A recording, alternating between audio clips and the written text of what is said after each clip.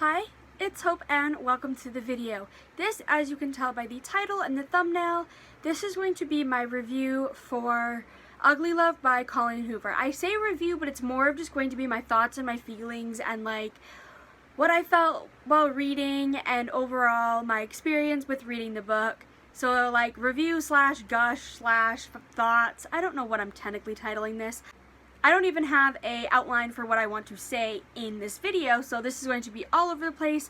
I will start off with spoiler-free thoughts, then my feelings and my experience while reading, and then going into spoilers of certain scenes and certain things that I want to discuss, and I will try to keep this as simple as possible. So first, I will go with my spoiler-free thoughts.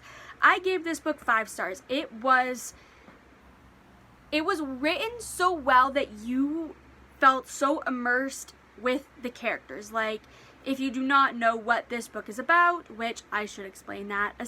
So essentially in this book we follow Tate and Miles. Tate moves in with her brother Corbin, who is a pilot, so he's not there a lot. So it's kind of a win-win situation. Tate doesn't have to pay rent, so she can start a savings. And Miles is Corbin's best friend who lives next door, and Miles is also a pilot. And when Tate and Miles meet, there's a mutual attraction between the two of them, so they agree to have like a friends with benefits situation. The only 2 rules of this are rules that Miles asks, and that is don't ask about his past and don't expect a future, and it's the ugly love that forms between them. So that's the brief premise. There's a lot more deeper things that I will get into in the spoiler section, but this is told in kind of like, not quite 2 timelines, but like 2 points in time. We see current time with Tate as everything's happened, and then 6 years in the past with Miles when he's dealing with things in his, like when he's 18, stuff happens and you're seeing that, and then you end up seeing how that affects him as an adult in the present time. So my overall thoughts are, this was told very well. You do see most of it from Tate's point of view, as in like the current times, and you see how heartbroken she is, how frustrated, and how she's giving her heart away to just for nothing. And this book broke me. I will go into details of what exactly broke me, but I cried 3 or 4 times in this book. It was just so emotional, and I loved reading this book. I mean, it's been 2 weeks since I've read the book, and I probably have thought about it at least once a day from that point, so put that into reference. I think now I'll go into my experience while reading, which will still be slightly spoiler-free. I buddy read this with 2 of my friends on Discord, Mac and Reese. I will probably send this to you, so you are probably watching. But my experience with reading this was so much better having the 2 of them to talk with about the book. And just being able to be like, oh my god, this just happened, and then seeing their thoughts on it, and just like, without buddy reading this, I probably wouldn't have enjoyed it as much. I read this over the span of like 3 days, I think. I literally read the last like 50% of the book in one night. I was like, okay, I'm gonna go to sleep, and then it was like, but then something happened, so I have to keep on moving on, and I loved reading this book. It was such a fun experience. I did do a vlog, like I talked about it a little bit in my vlog, which I'll leave linked in the iCard. I always forget which side it is, and then in the description as well. Didn't talk about it too much, but figured mention that.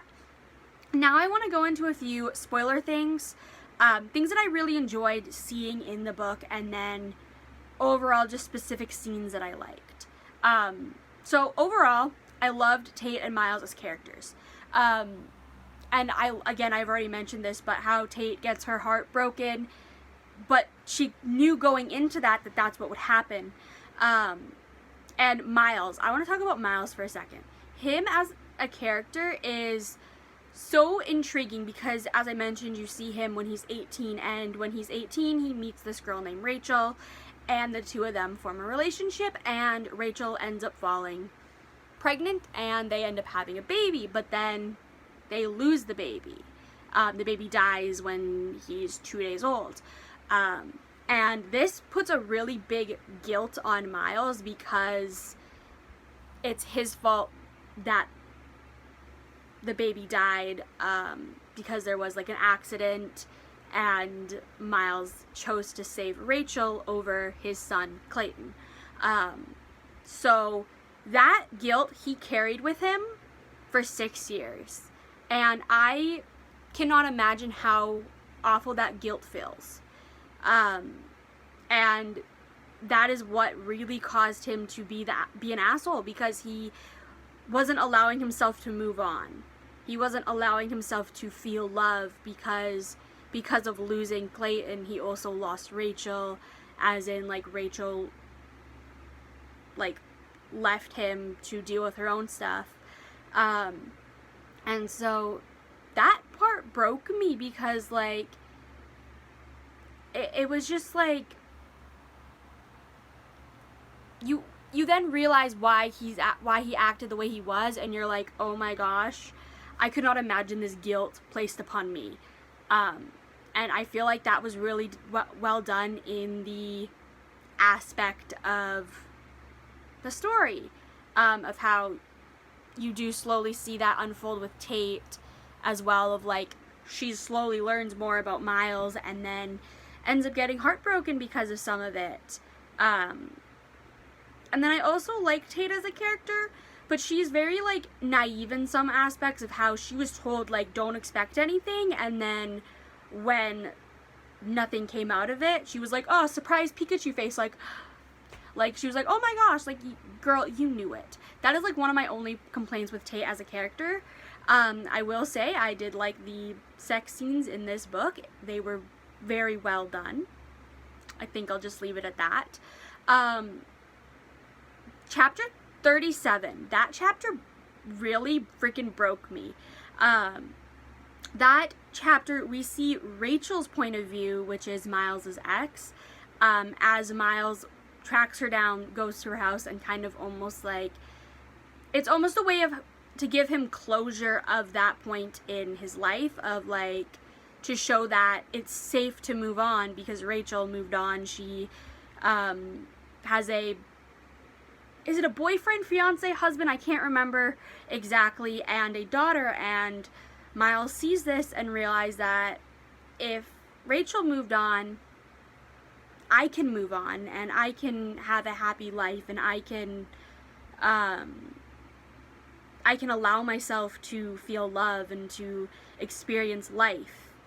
And that I freaking was ugly crying so hard at that, because of just certain things that were said and how it was dealt with. It was so beautiful. It also shocked me, because I was like, oh, I was not expecting Rachel's point of view, like, at all. A few of the side characters that I really liked Corbin. He was that protective older brother. As soon as he found out that Tate and Miles had a thing, he was like, not went apeshit, but like, he was really like wanting to be protective of Tate. And overall, I do just like him as a character. There's a side character of Ian who was a good addition, because he's Miles's like childhood best friend, so seeing like that there's still somebody from his past that he's still connected with was nice. The character of Cap, who is just like a adorable old man who runs the elevator, like, I don't know, finding out in the end that Tate went to Cap to like ask for advice, and then you find out at the end that Miles did the same thing, and I'm just like imagining what it would like to be Cap, just like knowing all the drama and just being like, I couldn't tell them, but I'm not going to, I'm gonna let them figure it out themselves. Was so good. It was so good. See, this is what I mean, it's all over the place, so I'm like, this one thought, gotta talk about, this one thought, I have to talk about. One thing that you also find at the end that puts into perspective how you meet Miles. So Tate meets Miles when Miles is drunk as fuck outside of Corbin's apartment door, because he doesn't know where his keys are. and he knows, like, he can go to Corbin's house. Tate finds him and then calls Corbin and is like, help. So, like, that was a very fun, and you find out the reason why he is drunk as fuck outside of the apartment door is because it is his son's 6th birthday, which I then started to cry about because that must be so hard to handle. Like, that must have been so hard to handle, and just finding that out was like a little piece of information that you're like, oh shit.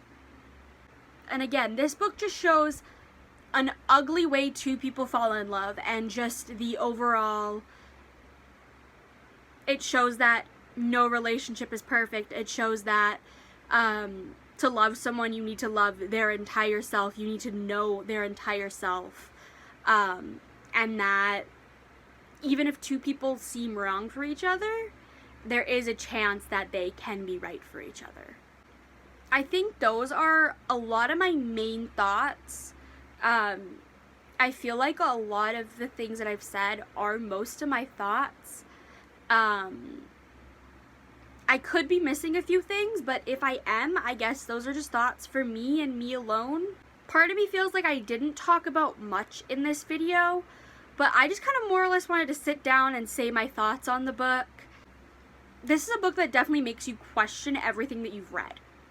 Because you're like, Miles is such an asshole, Tate and Miles don't deserve to be with each other, and then by the end, they end up getting together, they end up getting married, and they end up having a daughter.